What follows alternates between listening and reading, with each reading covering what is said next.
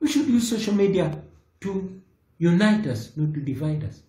We should use social media to push the truth out there, not what is wrong.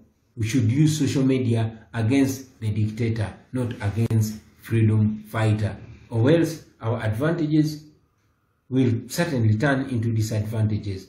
I really had to communicate this, and I request all of you to translate it in languages that you understand so that the message can reach everybody. Each other is all we have. We must work together. We must work together if we really mean what we say and if we really say what we mean. Why are we each other's threats when we have a bigger threat?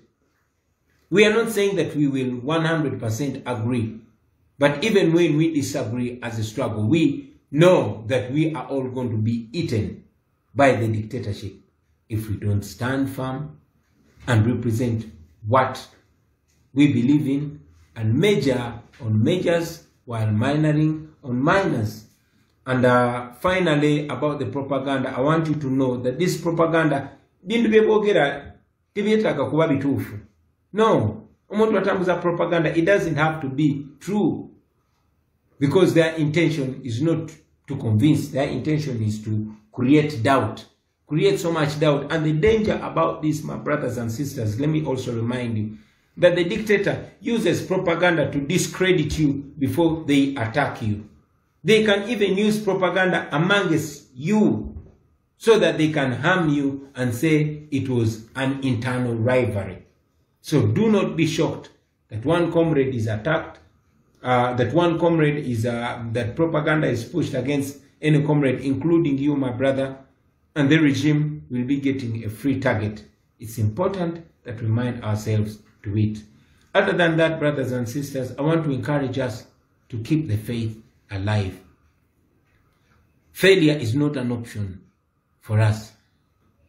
Like we said, we must fight and get our freedom, or at least die trying to be free. There's no option, there's no alternative for freedom. And I know that this struggle that we inherited from those that came before us is alive and well, and we are certainly soon going to remove a dictator. I want to send you greetings, all our comrades in the struggle. Abana bonna betwali nabo campaign trail, abatali mukomera, abanda bolwaliro. I salute you. Mbera mbalowoozako every day. I think about so much the comrades that we lost. All of you that support us in the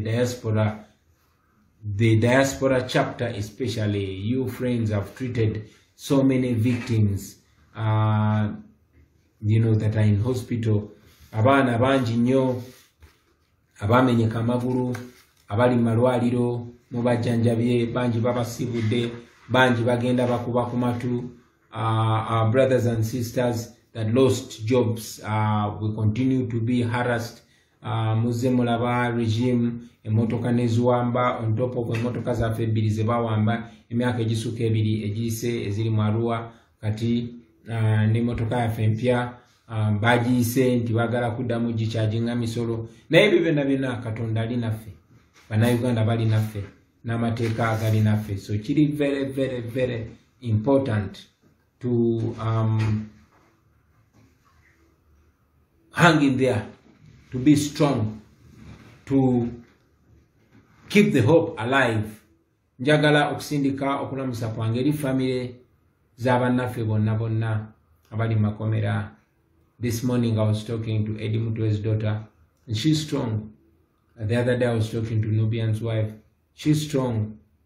Our brother Achire Uchivumbi lost his father. He was not able to even pay his last respect to his father.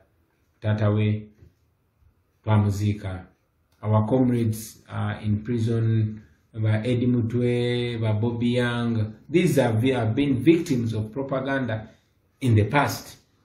We salute all of you. We salute you, Nubian. We salute all of you. Betutamanyi ko jemuli, naye nga tumanyi nti jemuli.